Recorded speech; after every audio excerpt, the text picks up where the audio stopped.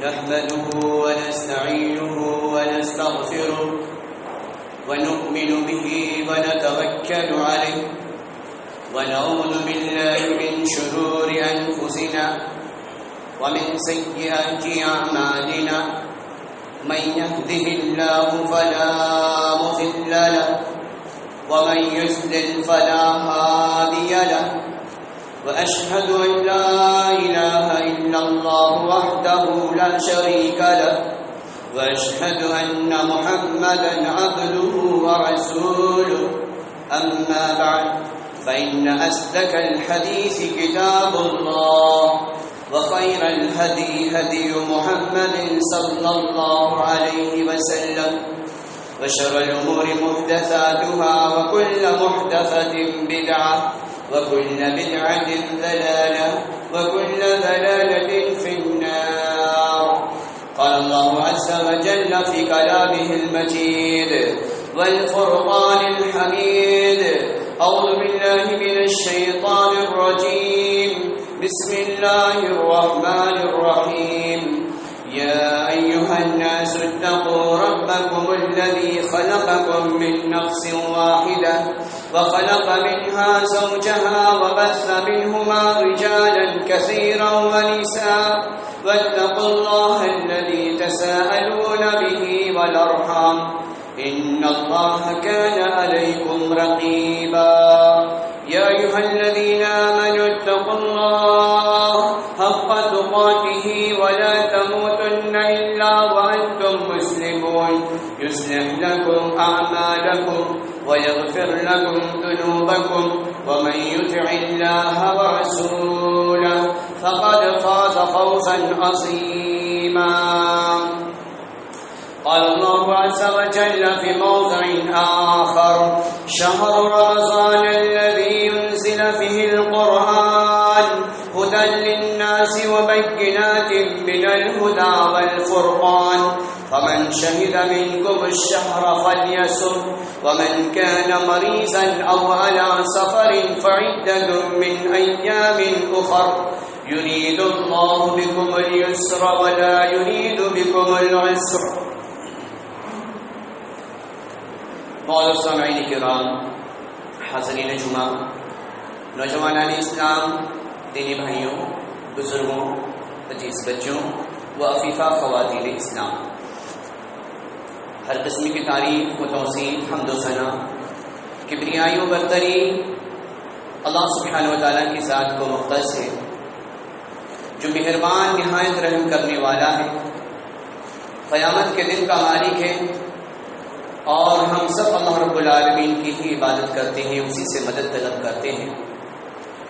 اور نمازوں کے دوران جب سورہ فاتحہ کی تلاوت کی جاتی ہے تو اس میں ہم یہ کہتے ہیں کہ اللہ تو ہمیں سیدھے راستے پر چلا، اس راستے پر جس پر تو نے انعام کیا، اس راستے پر ہرگز نہ چلا جس پر تیرا غضب ہوا، یعنی گمراہوں کے راستے پر. اللہ سبحانہ و تعالیٰ کی تمجید و تقدیس کے بعد سب سے افضل ترین انسان، انسانیت کا ہمدرد، سقی کوثر، شفیع محشر، امام المتقین، افضل الانبیاء والمرسلین، جناب محمد رسول اللہ صلی اللہ علیہ وسلم پر انگنت درود و سلام ہو، سابقہ تمام کے تمام انبیاء پر درود و سلام ہو. اللہم صلی علی محمد وعلی آل محمد. سامعین و سامعات، آج کے خطبے کا عنوان ہے رمضان المبارک، نیکیوں کا موسم بہار. الحمدللہ ثم الحمدللہ، بہت ہی آسانی کے ساتھ ہم لوگوں نے شعبان کا مہینہ گزارا. اب چند دنوں کے بعد ماہ مقدس کی آمد ہے. اگر چاند آج دکھ گیا تو آج سے ہی تراویح شروع ہو جائے گی، اور اگر چاند کل دکھا تو کل سے رمضان کا آغاز ہو جائے گا. اللہ سبحانہ و تعالیٰ نے اس مہینے کے سلسلے میں جو مہینہ ہمارے اوپر سایہ فگن ہونے والا ہے، اللہ رب العالمین نے کہا ایام معدودات، یہ گنتی کے دن، یہ شمار کیے ہوئے دن.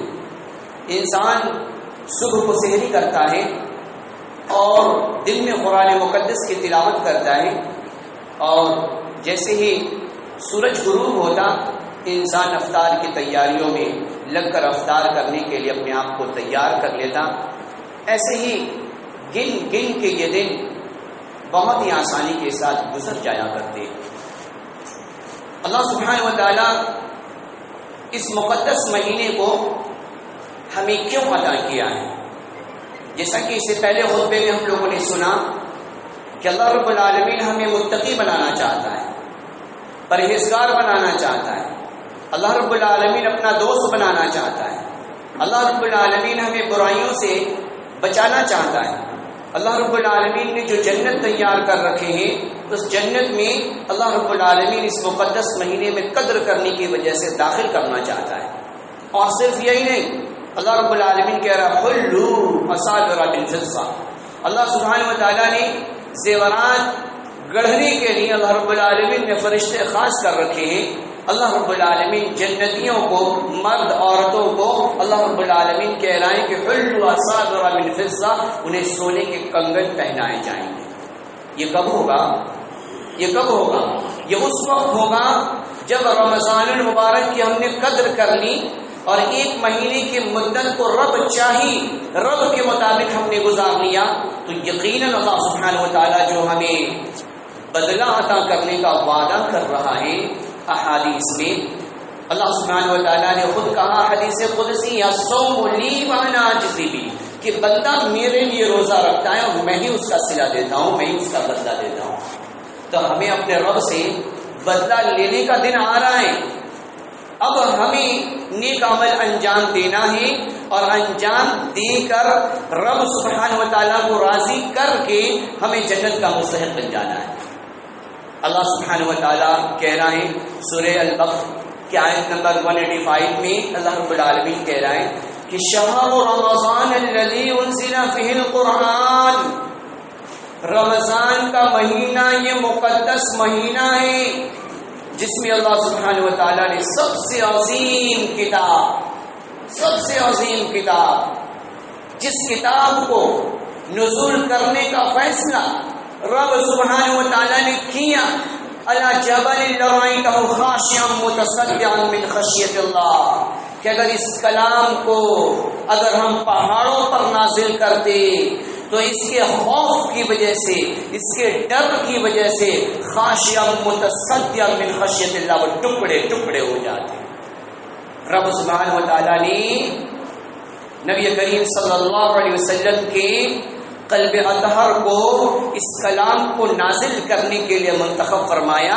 اللہ کا قرآن کہتا ہے حمل الانسان، قرآن کو اللہ رب العالمین نے انسان کے اوپر اللہ رب العالمین نے نازل فرمایا۔ وہ کون؟ اللہ کے آخری رسول جناب محمد رسول اللہ صلی اللہ علیہ وسلم۔ تو اللہ رب العالمین کہہ رہا ہے یہ مقدس مہینہ ہے جس میں ہم نے قرآن کو نازل فرمایا، سمائی دنیا پر آسمانی دنیا پر ہلچل، آسمانی دنیا کی مخلوق میں چہل پہل کہ ہاں یہ کیا ہو رہا ہے کہ دنیا میں بسنے والا انسان، ایک انسان دوسرے کا خون بہانے والا، ایک انسان دوسرے کے خون کا پیاسا، اس کی ہدایت کے لیے، اس کی رہنمائی کے لیے، اسے سیدھے راستے پر چلانے کے لیے رب سبحانہ و تعالی مقام بیت العزہ سے، لوح محفوظ سے ہوتا ہوا بیت العزہ میں رب سبحانہ و تعالی کلام کو پہنچاتا ہے، اور کلام مقدس کو گریٹ اینجل، سب سے عظیم فرشتہ حضرت جبریل علیہ السلام کے ذریعے سے محمد رسول اللہ صلی اللہ علیہ وسلم تک رب کا یہ پیغام پہنچاتا ہے کہ وہ مقدس مہینہ آنے والا ہے۔ یہ اتنی عظیم کتاب کی نزول کا یہ مہینہ ہے۔ اللہ سبحانہ و تعالیٰ آگے کہہ رہے ہیں ہدی للناس، اس میں لوگوں کے لیے ہدایت ہے، لوگوں کے لیے رہنمائی ہے، انسانیت کے لیے ہدایت کی کتاب ہے، یہ بک آف گائیڈنس ہے، انسان اسے پڑھے اور رہنمائی حاصل کرتا چلا جائے۔ وبینات من الہدی، اور یہ ہدایت کی دلیل ہے۔ انسان اگر گمراہی میں بھٹک جائے، اگر انسان رب کو ناراض کرنے والا عمل انجام دے لیکن وہ قرآن کی طرف پلٹ آئے، قرآنی آیتوں کو پڑھے، سیکھے، سمجھے، ترجمے کے ساتھ قرآن کو پڑھے تو قرآن کہتا ہے ھدی للناس، یہ لوگوں کے لیے ہدایت نامہ ہے، وبینات من الہدی، اور یہ ہدایت کی دلیلیں ہیں اس کے اندر، والفرقان، اور حق اور باطل کے درمیان یہ فرق کرنے والی کتاب ہے، حق اور باطل کے درمیان یہ فرق کرنے والی کتاب ہے، اور اس کتاب کے نزول کا یہ مہینہ ہے۔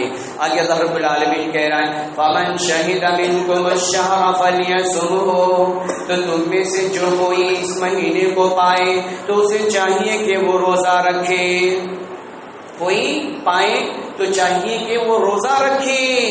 یعنی اللہ رب العالمین پہلے اتنے فضائل کو بیان کرنے کے بعد اللہ رب العالمین تاکید کر رہا ہے کہ اگر یہ مہینہ تم پاؤ تو تم روزہ رکھو، یہی بہتر ہے۔ آگے اللہ رب العالمین نے رخصت بھی دی، اللہ سبحانہ و تعالیٰ نے ہمارے اوپر رحم کا معاملہ بھی کیا ہے۔ اللہ کہہ رہا ہے وَمَنْ كَانَ مَرِيضًا، اگر تم بیمار ہو، کوئی ایسی تکلیف کے اندر مبتلا ہو کہ تم بھوک پیاس کی شدت کو برداشت نہ کر سکو، یا مرض کے پڑ جانے کا خوف اور اندیشہ ہو، تو اللہ رب العالمین کہہ رہا ہے وَمَنْ كَانَ مَرِيضًا أَوْ عَلَى سَفَرٍ، یا اگر تمہیں سفر کرنے کی ضرورت پیش آ جائے، سفر کرنے کی ضرورت پیش آ جائے، فَعِدَّةٌ مِّنْ أَيَّامٍ أُخَرَ، تو یہ گنتی دوسرے دنوں میں پوری کر دو۔ یہ گنتی یعنی رمضان کے دنوں میں اگر ہمیں سفر کرنا پڑ جائے یا ہم کوئی مرض کے اندر مبتلا ہو جائیں، دوسرے دنوں میں ہم صحت یاب ہو جائیں، تو ہمیں چاہیے کہ اس روزے کی گنتی کو ہم پورا کر لیں۔ آگے اللہ کہہ رہا ہے یرید اللہ سبحانہ و تعالیٰ تمہارے اوپر آسانیاں کرنا چاہتا ہے، ولا یرید بکم العسر، اور اللہ رب العالمین تمہیں تکلیف کے اندر مبتلا کرنا نہیں چاہتا۔ اللہ رب العالمین تکلیف کے اندر ہمیں مبتلا کرنا نہیں چاہتا۔ اب جو لوگ یہ سمجھتے ہیں کہ روزہ ہمیں تکلیف کے اندر مبتلا کرتا ہے، جو لوگ یہ سوچا کرتے ہیں ہم نہیں کھائیں گے تو ہمارے جسم کے اندر ویکنیس آ جائے گی، تو رب کہہ رہا ہے کہ ہم تمہیں تکلیف کے اندر مبتلا کرنا نہیں چاہتے، ہم تو تمہارے ساتھ آسانیاں کرنا چاہتے ہیں۔ کیا مطلب؟ ہم نے نہیں سمجھا، رب نے قرآن عطا کیا لیکن اپنے قرآن کو پڑھ کے بھی ہم نے نہ سمجھا، لیکن آج جیسے جیسے دنیا اپنے آخر منزل کی طرف بڑھتی چلی جا رہی ہے، دنیا کے انسان نئی نئی چیزوں کو ایجاد کر کے ہمارے سامنے قرآن کی حقانیت کو بیان کر رہے ہیں کہ انسان جب بھوکا رہتا ہے 12 آورس تک، 12 گھنٹے تک انسان اگر اپنے پیٹ میں کوئی غذا کی چیزیں نہیں پہنچاتا تو وہ فاضل چیزیں جو ہمارے آنتوں میں آ جایا کرتی ہیں، وہ چیزیں آتے اپنے آپ نگلنا شروع کر دیا کرتی ہیں، وہ چیزیں خشکی میں تبدیل ہو جایا کرتی، انسان قوت محسوس کرتا ہے، انسان قوت محسوس کرتا ہے، انسان کا فیٹ لاس ہو جایا کرتا، وہ آسانی سے وہ لوز ہو جایا کرتا، انسان اپنے جسموں میں قوت اور طاقت محسوس کرنا شروع کر دیتا ہے۔ اسی لیے اللہ کہہ رہا ہے کہ ان مع العسر یسرا، اللہ رب العالمین ہمارے ساتھ ہمیں تکلیف کے اندر مبتلا کرنا نہیں چاہتا بلکہ اللہ سبحانہ و تعالی آسانیاں کرنا چاہتا۔ یرید اللہ بکم اليسر ولا یرید بکم العسر، اللہ رب العالمین ہمارے لیے آسانیاں کرنا چاہتا ہے۔ اس سے یہ پتا چلا کہ جو مہینہ ہمارے اوپر سایہ پتن ہونے والا ہے یہ ہماری صحت یابی کے راز کو لے کر آ رہا ہے تاکہ بندہ مومن بندہ مومنہ وہ صحت یاب رہے، اور دوسرے دنوں میں ایک مہینہ روزہ رکھنے کے بعد اپنے آپ کو تیار کرنے، اس پریکٹس کو عملی جامہ پہنا کر دوسرے دنوں میں بھی اسے عمل کریں۔ تو اب ہمیں کیا کرنا چاہیے؟ اللہ رب العالمین کہہ رہا ہے سورہ آل عمران 185 میں، اللہ رب العالمین کہہ رہا ہے 185 میں فمن زحزح عن النار وادخل الجنہ فقد فاز، جو جہنم سے بچا لیا گیا، جو جہنم سے بچا لیا گیا، ادخل الجنہ، وہ جنت میں داخل کر دیا جائے گا، جو جہنم سے بچا لیا گیا وہ جنت میں داخل کر دیا جائے گا۔ اور فقد فاز وما الحیات الدنیا، اور اللہ رب العالمین کہہ رہا ہے یہ دنیا کی زندگی ایک دھوکے کا سامان ہے، یہ دنیا کی زندگی دھوکے کا سامان ہے، اس کے علاوہ کچھ نہیں۔ تو ہمیں دنیا میں رہتے ہوئے لمحات کو غنیمت جانتے ہوئے آنے والے مہینے میں کثرت سے اہتمام کرنا ہے۔ اب ہم کیا کرنا اس میں؟ تو سب سے پہلے سب سے پہلے یہ جیسے آج 5-10 سالوں سے یہ چیزیں دیکھنے کو مل رہی ہیں کہ رمضان کا ہم انتظار کرتے ضرور ہیں لیکن چاند دیکھنے کا اہتمام نہیں کرتے. چاند دیکھنے کا اہتمام نہیں کرتے. پہلے آج سے کم 15 سال پہلے ہر کوئی اپنے چھتوں پر چڑھ جایا کرتا اور چڑھنے کے بعد چاند دیکھنے کا اہتمام کیا کرتا. نبی علیہ الصلوۃ والسلام کا یہ عمل کہ جب شعبان کا مہینہ ختم ہوتا تو نبی علیہ الصلوۃ والسلام چاند دیکھنے کا اہتمام کرتے. چاند دیکھنے کا اہتمام کرتے. جب سے موبائل کا چلن عام ہوا تو سب سے پہلے کہ جو یہ پہلے میسج کو پہنچائے گا کہ رمضان تو اس کی یہ منتیں پوری ہو جائیں گی, اسے یہ خوشیاں حاصل. یہ سب فرضی باتیں, یہ سب فرضی باتیں. ہمیں جیسے ہی رمضان المبارک کی آمد ہو تو ہمیں چاند دیکھنا چاہیے. نبی علیہ الصلوۃ والسلام کا فرمان سنیں, ان طلحہ بن عبید اللہ رضی اللہ عنہما ان النبی صلی اللہ علیہ وسلم کان اذا رأى الهلال. طلحہ بن عبید اللہ رضی اللہ تعالیٰ عنہ کہتے ہیں کہ نبی علیہ الصلوۃ والسلام چاند کو دیکھتے. نبی علیہ الصلوۃ والسلام چاند کو دیکھتے اور دیکھنے کے بعد کیا کہتے. نبی علیہ السلام, ہم میں سے کتنے افراد بیٹھے ہیں چاند دیکھنے کی دعا. چاند اللہ کی ایک مخلوق ہے, اللہ کی ایک مخلوق ہے. ہم بہت سارے ٹیکنیک کو ہم سیکھ لیتے ہیں, چاند دیکھنے کی دعا بھی ہمیں سیکھنی چاہیے. اس میں کتنی عظیم بات کہی جا رہی ہے. یہ چاند اگر نہ نکلے, یہ آیا نہ ہو, سمجھ جائیں کہ وہ فائنل آور ہے, قیامت والے دن یہ ساری چیزیں ختم ہو جائیں گی.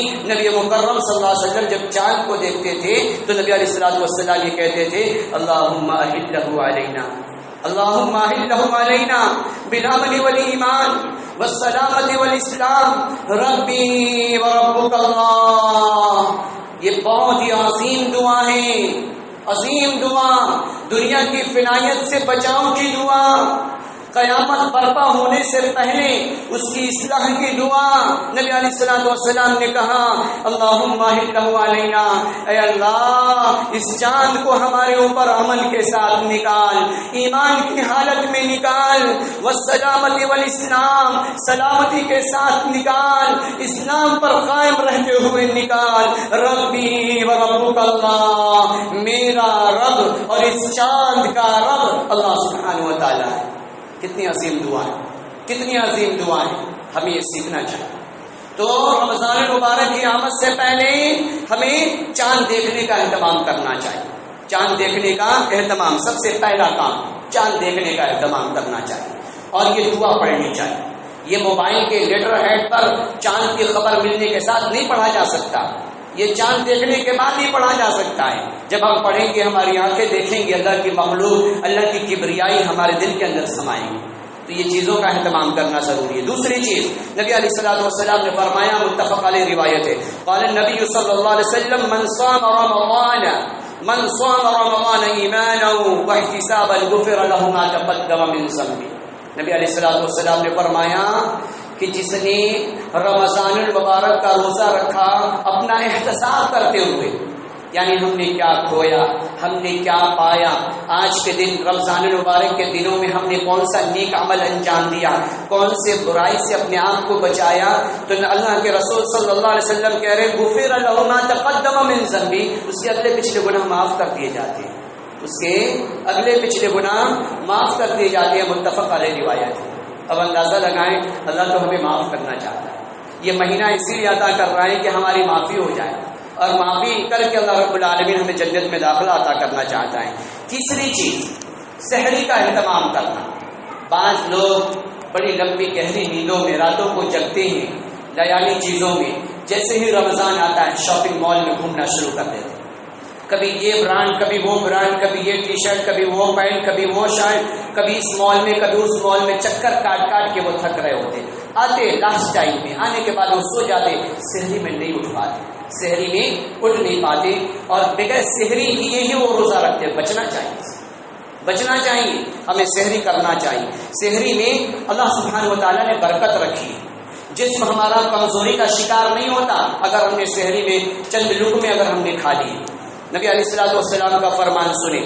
حضرت انس بن مالک رضی اللہ تعالیٰ عنہ راوی حدیث وہ کہتے ہیں کہ قال رسول اللہ صلی اللہ علیہ وسلم تسحروا, نبی علیہ الصلوۃ والسلام نے کہا کہ سحری کرو. فإن السحور برکہ, اس لیے کہ سحری میں اللہ رب العالمین نے برکت رکھی. اس لیے سحری میں اللہ رب العالمین نے برکت رکھی ہے. اب یہ گویا کہ ماں اور بہنوں کے لیے بھی خوشخبری ہے کہ یہ برکت والے کھانے کی تیاریاں ہماری ماں اور بہنیں کیا کرتی ہیں اپنے شوہر کے لیے، اپنے بھائی کے لیے، اپنے بچے کے لیے. اب اندازہ لگائیں جسے اللہ کا رسول صلی اللہ علیہ وسلم نے برکت قرار دیا ہو، اس کھانے کی تیاری کی جا رہی ہو، تو بتائیں کتنی بڑی فضیلت کی بات ہے اور کتنی بڑی فضیلت کے متحمل ہیں ہماری ماں اور بہنیں، جو رات کی نیند کو، جسم کی تھکن کو برداشت کرتے ہوئے سحر میں جگنا اور جگنے کے بعد سحری تیار کر کے سامنے ہمارے لا کر رکھنا، یہ بہت بڑی سعادت مندی ہے، یہ بہت بڑی سعادت مندی ہے اور خیر ہی خیر ہے، اس کے اندر بھلائی بھلائی ہے. چوتھی چیز، ابو داؤد کی روایتیں حدیث نمبر 2060 پر روایت موجود ہے. ابو ہریرہ رضی اللہ تعالی عنہ راوی حدیث ہے. بعض مرتبہ ہم سے خطائیں ہو جایا کرتی ہیں کہ اب ہم شک کے اندر مبتلا ہو جاتے کہ سحری اب ہم نے کیا ہی نہیں، پلیٹ میں ساری چیزیں موجود ہی ہیں اور ایسے وقت میں اذان ہو رہی ہے، اب ہمیں کرنا کیا ہے، اب ہمیں کرنا کیا ہے. کچھ لوگ فوراً چھوڑ کر پانی پی لیا کرتے، تو نہیں، اللہ تبارک و تعالیٰ نے نبی مکرم صلی اللہ علیہ وسلم کے ذریعے سے ہم تک یہ پیغام پہنچایا ہے اور اسلام آسانی کا مذہب ہے، ہمیں تکلیف کے اندر مبتلا نہیں کرنا چاہتا. اسلام کے ہر رولز کے اندر اللہ نے آسانیاں رکھی ہیں. ابو داؤد کی روایت ہے، ابو ہریرہ رضی اللہ تعالی عنہ راوی حدیث ہے، وہ کہتے ہیں قال رسول اللہ صلی اللہ علیہ وسلم، نبی علیہ الصلوۃ والسلام نے کہا اذا سمع احدکم، تم میں سے جب کوئی النداء اذان سنے، سحری کی اذان، یعنی جیسے ہی فجر نمودار ہوتا اذان دی جاتی تو صبح صادق کا وقت ختم ہوتا، تو جیسے ہی تم میں سے کوئی اذان کی آواز سنی والاناء علی یدہ، اور برتن میں اس کا ہاتھ ہو، اور برتن میں اس کا ہاتھ ہو، فلا یزا اسے نہ چھوڑے.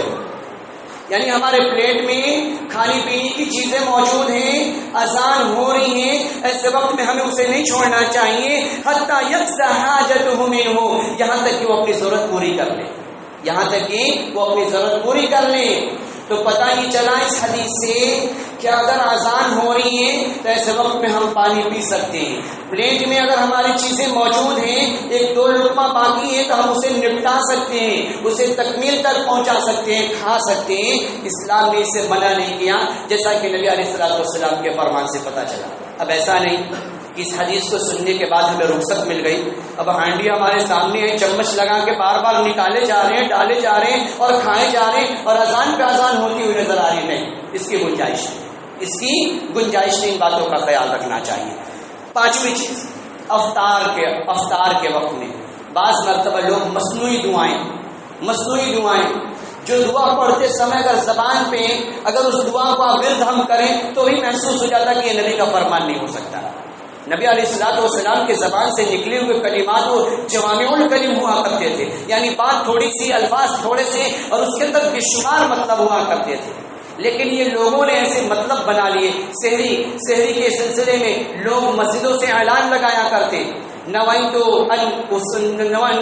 بصوم غد نویت من شہر رمضان، بصوم غد نویت من شہر رمضان، یعنی بصوم غد میں کل کے روزے کی نیت کرتا ہوں اس مہینے.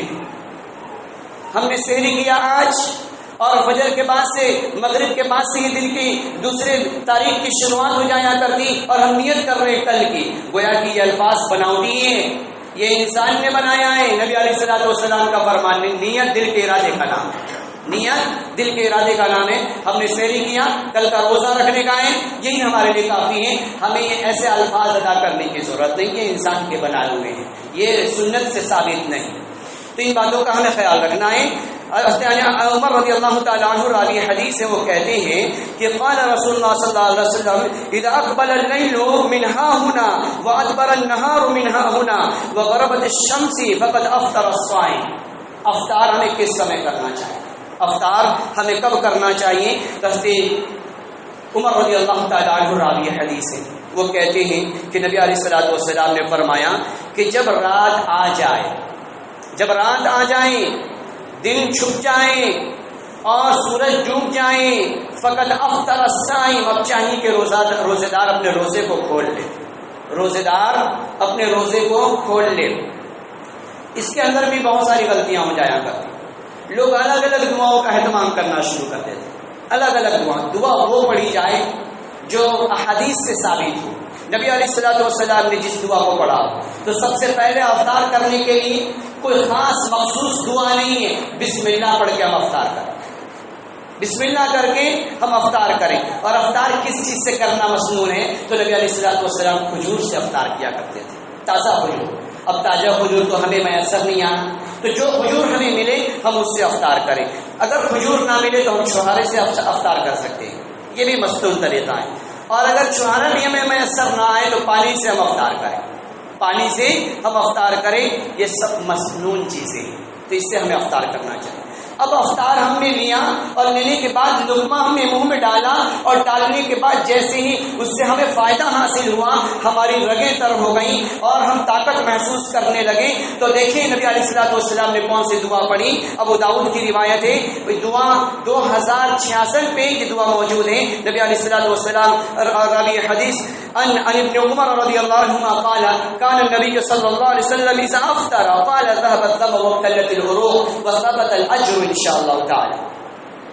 حضرت ابن عمر رضی اللہ تعالی عنہ راوی حدیث وہ کہتے ہیں کہ نبی علیہ الصلوۃ والسلام جب افطار کرتے، نبی علیہ السلام جب افطار کرتے تو یہ دعا پڑھتے. کون سی دعا؟ ذهب الظمأ، پیاس بجھ گئی، وابتلت العروق، رگیں تر ہو گئیں، وثبت الاجر، اجر پکا ہو گیا. یعنی اب اللہ کے اجر کیا مستحق ہو گئے. ہم نے اپنے روزہ کو تکمیل تک پہنچایا، اب گویا کہ اللہ رب العالمین سے ہم بخشش کے طلبگار ہو گئے. وثبت الاجر، اجر پکا ہو گیا انشاءاللہ تعالی اگر اللہ نے چاہا. کتنی عظیم دعا، کتنی اچھی دعا، کتنی پیاری دعا ہے. یہ دعا کو ہمیں سیکھنا چاہیے. یہ دو دعا کو ہمیں سیکھنا چاہیے. اللہم لک صمت وبک آمنت وعلیک توکلت وعلی رزقک افطرت. بعض کتابوں میں یہ دعائیں لکھی رہتی ہیں. ابو داؤد کی روایت ہے. یہ ضعیف روایت ہے. علامہ البانی اسے سلسلۃ الضعیفہ کے اندر نقل کرتے ہیں. تو ہمارے پاس جب صحیح احادیث موجود ہیں تو ہمیں ضعیف کی طرف لپکنے کی کیا ضرورت. ہمیں پہلے صحیح احادیث میں اپنے مطلب کی چیزوں کو ہمیں تلاش کرنا چاہیے. تو نبی علیہ الصلوۃ والسلام سے یہ دعا ثابت ہے، تو ہمیں ان دعاؤں کا اہتمام کرنا چاہیے. اسی طریقے سے افطار کرنا اور افطار کروانا یہ بھی بہت زیادہ اجر کا باعث ہے. اگر ہم کسی کو افطار کراتے ہیں تو ہماری نیکیوں میں کوئی کمی نہیں، بلکہ وہ افطار کرنے والا افطار کرتا ہے تو ہمیں اور زیادہ اجر ملا کرتا ہے. ایک تو افطار کرانے کا، ایک دوسرا جو افطار کر رہا ہے ہمیں اس کے بدل کا بھی اللہ رب العالمین ہمیں نیکی عطا فرماتا ہے. ترمذی کی روایت ہے زید بن خالد الجہنی رضی اللہ تعالی عنہ راوی حدیث ہے. وہ کہتے ہیں کہ قال رسول اللہ صلی اللہ علیہ وسلم من فطر صائما كان له مثل اجر، کہ نبی علیہ الصلوۃ والسلام نے فرمایا جس نے کسی روزے دار کو افطار کرایا تو اسی کے مثل اجر ملے گا. یعنی ایک تو افطار کرانے اور یہ جو بندہ افطار کر رہا ہے اس کا بھی اجر اللہ تبارک و تعالی اجر عطا کرے گا، اور جس نے افطار کیا اس کے اجر میں بھی کوئی کمی نہیں ہوگی. یہ کتنی بڑی سعادت مندی کہ اگر ہم نے کسی کو ایک ہم نے کھجور دے دیا، اگر ہم نے کوئی چیز پلا دی، ہم نے شربت کا ایک پیالہ پیش کر دیا، تو گویا کہ اللہ رب العالمین ہمیں اور دوہرا اجر عطا کر رہا ہے، دوہرا اجر عطا کر رہا ہے. تو ہمیں کثرت سے افطار کرانے کا بھی اہتمام کرنا چاہیے جہاں تک ہو سکے اپنی حیثیت کے مطابق. اسی طریقے سے اب ہم نے افطار بھی کر لیا، 1-1.5 گھنٹے کے بعد اب نماز تراویح کی باری آ گئی. نماز تراویح، تو تراویح میں بھی لوگ بہت سارے لوگ مشروب ہو جایا کرتے کہ ہم 20 پڑھے، کہ ہم 11 پڑھے. یہ 11 پڑھنے والے گمراہ جماعت اور یہ 20 پڑھنے والے پکا ہدایتی جماعت، یہ کیا چیزیں ہیں اور ایسے خیالات کیوں آ جایا کرتے. حالانکہ کتابوں میں دلیلیں موجود ہیں، نبی علیہ الصلوۃ والسلام کا عمل موجود ہے اور آپ کی رفیق حیات اما عائشہ خود نقل کرتی ہیں. تو پھر یہ چیزیں ہمیں ہضم کیوں نہیں ہوتی. اما عائشہ رضی اللہ تعالی عنہا کی روایت سنیں کہ 11 رکعت نبی علیہ الصلوۃ والسلام رمضان میں اور غیر رمضان میں نبی علیہ الصلوۃ والسلام 11 رکعت نماز پڑھتے. رہی سوال نماز تراویح، نبی علیہ الصلوۃ والسلام نے اپنی زندگی میں 3 دن تک نماز تراویح پڑھی. اور بعد میں آپ اپنے حجرے سے نکل کر نہیں آئے، کہیں ایسا نہ ہو کہ میری امت کو تکلیف کے اندر مبتلا کر دیا جائے اور یہ فرض ہو جائے اور یہ کر نہ سکے.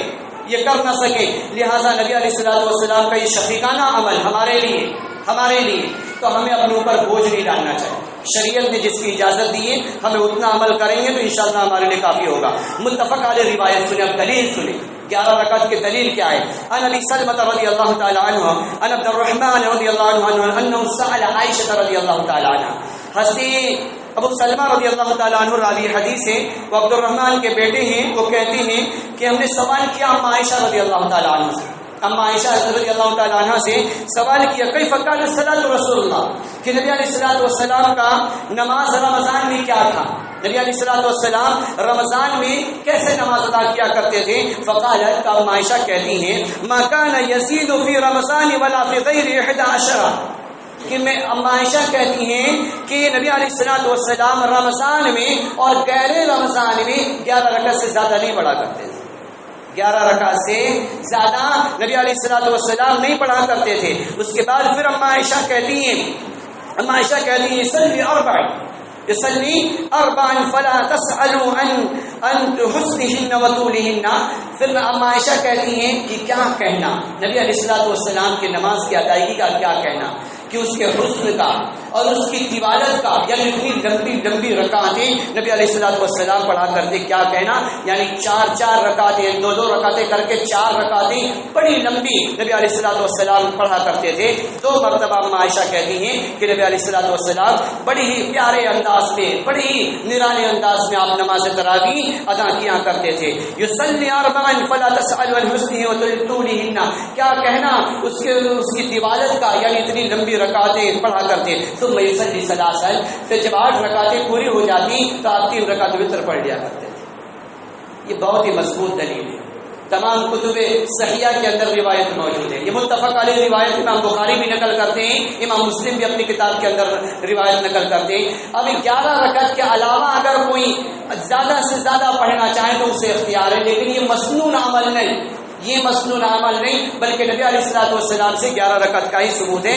اور باقی اور روایتیں ملتی ہیں، یہاں تک کہ 46 تک کی روایتیں ملتی ہیں. تو ہم پڑھنا چاہیں تو ہم 20 پڑھیں، 30 پڑھیں، 40 اور 46 تک ہم پڑھتے چلے جائیں، منع نہیں ہے. لیکن مسنون عمل یہ ہے جو نبی علیہ الصلوۃ والسلام سے ثابت ہے، وہ 11 رکعت کی ہے. تو ہمیں ان باتوں کا خیال رکھنا چاہیے، کثرت سے ہمیں تراویح کا اہتمام کرنا چاہیے. نبی علیہ الصلوۃ والسلام اب اسی طریقے سے لوگ آنن فانن میں قرآن پڑھتے، تراویح میں ادھم بچا کے رکھ دیتے. یوں محسوس ہوتا جیسے دراجۃ الحراریہ، عربک نے یہ کہا، ایک عربی نے یہ کہا دراجۃ الحراریہ، کہ یوں محسوس ہوتا ہے کہ تیز رفتاری سے بائک چلائی جا رہی ہو. یعنی تراویح ایسے یعلمون تعلمون، صرف سننے والوں کو یہی محسوس ہوا کرتا. ایسی تراویح کا کیا فائدہ، ایسی نماز کا کیا فائدہ؟ گویا کہ ہم نے نماز کا مذاق بنا کے رکھ دیا ہے. ایسی تراویح کا کوئی فائدہ نہیں. تراویح میں پورا مکمل قرآن پڑھنا کوئی مسنون نہیں، جتنا ہو سکے ہم پڑھیں، ضرور پڑھیں. ہاں اگر ہم نے قرآن کو مکمل کیا ثواب کا باعث ہے، اجر کا باعث ہے. لیکن ایسا نہیں کہ ہم قرآن کو بالکل ریل کی طرح ہم پڑھنے لگے، سننے والوں کو کچھ پتہ ہی نہیں چلے. نبی علیہ الصلوۃ والسلام نے منع فرمایا. ابو داؤد کی روایت ہے، عبداللہ بن عمر رضی اللہ تعالیٰ عنہ کہتے ہیں کہ لم یفقهوا من قرأ القرآن فی اقل 3. نبی علیہ الصلوۃ والسلام کہہ رہے ہیں کہ جس نے 3 دن سے کم میں قرآن کو پڑھا، گویا اس نے قرآن کو سمجھا ہی نہیں. بہت سارے شہروں میں چلے جائیں آپ دیکھیں 3 دن کی تراویح ہو رہی ہے، 3 دن کی تراویح، بھیڑ کثرت سے. صرف یہی نہیں، شبینہ ایک رات میں پورا قرآن مکمل کیا جا رہا ہے. اس کی دلیل سنیں، ایک رات میں قرآن جو لوگ پڑھا کرتے ہیں. اما عائشہ رضی اللہ تعالیٰ عنہ کہتی ہیں لا اعلم النبی صلی اللہ علیہ وسلم، میں نہیں جانتی نبی علیہ الصلوۃ والسلام سے، میں نبی علیہ الصلوۃ والسلام سے نہیں جانتی قرآن کل حتی الصباح، یہاں تک کہ نبی علیہ الصلوۃ والسلام نے قرآن کی تلاوت کی ہو اور صبح ہو جائے، یعنی ایک ہی رات میں آپ نے قرآن کو مکمل کر لیا ہو. اب جو لوگ تراویح کا مذاق بناتے ہیں، قرآن کا مذاق بناتے ہیں، رمضان میں سراسر قرآن کی بے حرمتی کی جا رہی ہے. یہ قرآن پڑھا نہیں جا رہا بلکہ قرآن کا مذاق بنایا جا رہا ہے. غیر بھی دیکھ کر ایسے وقت میں شرمندگی محسوس کرتے کہ ہائے یہ اتنی عظیم کتاب، اتنی اعلیٰ کتاب کہ پہاڑوں پر نازل کیا جاتا تو وہ لرزہ بربندام ہو جایا کرتا. تو یہ اللہ رب العالمین کا عظیم کتاب کے ساتھ یہ کیا کر رہے ہیں، یہ لوگ کیا کر رہے ہیں. تو ہمیں بچنا چاہیے. ایک دن میں قرآن ختم کرنے سے، 3 دن میں تراویح پڑھنے سے، ہمیں 3 دن سے کم میں نماز پڑھنے کی گنجائش نہیں، ہمیں بچنا چاہیے۔ مکمل قرآن کو ہم پورے رمضان تک ہم پڑھتے رہے، جہاں تک ہو سکے ہم پڑھتے رہے۔ جب ہم پڑھیں گے تو انشاءاللہ ہمیں اجر بھی ملے گا، نیکیاں بھی ملیں گی، اور قرآن پڑھنے کا ثواب، اس کی محبت بھی ہمارے دل کے اندر گامزن ہوں گی۔ نبی علیہ الصلوۃ والسلام نے صحابہ سے کہا کہ ممبر لاؤ، ممبر لایا گیا، صحابہ کرام نے ممبر لایا، نبی علیہ الصلوۃ والسلام نے جیسے ممبر کے پہلی سیڑھی پر قدم رکھا آپ نے آمین کہا، پھر دوسری پر آپ نے قدم رکھا پھر آپ نے آمین کہا، تیسری پہ آپ نے قدم رکھا پھر آپ نے آمین کہا۔ صحابہ مچل گئے، صحابہ کرام مچل گئے، یا رسول اللہ صلی اللہ علیہ وسلم آپ نے اس سے پہلے تو نہیں کہا، ایسا کیوں آپ نے کہا؟ تو نبی علیہ الصلوۃ والسلام نے کہا کہ جبریل آ گئے تھے، جبریل آ گئے تھے، اور جبریل علیہ السلام نے کہا ہلاک ہوا وہ شخص، برباد ہوا وہ شخص جس کے سامنے رمضان المبارک آئے اور اس کے روزہ رکھ کے وہ بخشش کا طلبگار نہ ہوا، اس پر میں نے آمین کہا۔ یہ بددعا کے کلمات کہنے والا کون؟ جبریل علیہ السلام، اور اس کی تصدیق کرنے والا کون؟ محمد رسول اللہ صلی اللہ علیہ وسلم۔ اب بتائیں کہ ہمیں ہلاکت سے کون بچا سکتا ہے؟ جو لوگ اگر کہہ کے روزہ چھوڑتے ہیں، بالکل صحت یاب ہونے کے بعد بھی روزہ کو نظر انداز کر دیا کرتے، گویا کہ اس بددعا کے وہ مستحق ہو جائیں گے، بچنا چاہیے۔ دوسری بددعائیاں کلمات، نبی علیہ السلام آمین کہے، جبریل علیہ السلام نے کہا کہ جس پر آپ کا نام لیا جائے اور وہ آپ پر درود نہ بھیجے، اس سے بڑا بخیل کون ہو سکتا ہے؟ اس پر نبی علیہ السلام نے آمین کہا۔ پھر تیسری بددعا کے کلمات کہ جس نے اپنے ماں یا باپ کو یا دونوں کو بڑھاپے کے عالم میں پائے یا ان میں سے کسی ایک کو پائے اور ان کی خدمت کر کے وہ جنت کا مستحق نہ ہو جائے، اس سے بڑا بدبخت کون ہو سکتا ہے؟ اس پر محمد رسول اللہ صلی اللہ علیہ وسلم نے آمین کہا۔ تو گویا کہ بددعا کرنے والا کون؟ جبریل، اس کی تصدیق کرنے والا کون؟ محمد رسول اللہ صلی اللہ علیہ وسلم۔ تو ہمیں بچنا چاہیے، اور جو مقدس مہینہ آ رہا ہے ہمیں اس کی قدر کرنی چاہیے۔ اللہ رب العالمین سے دعا ہے کہ اللہ سبحانہ و تعالیٰ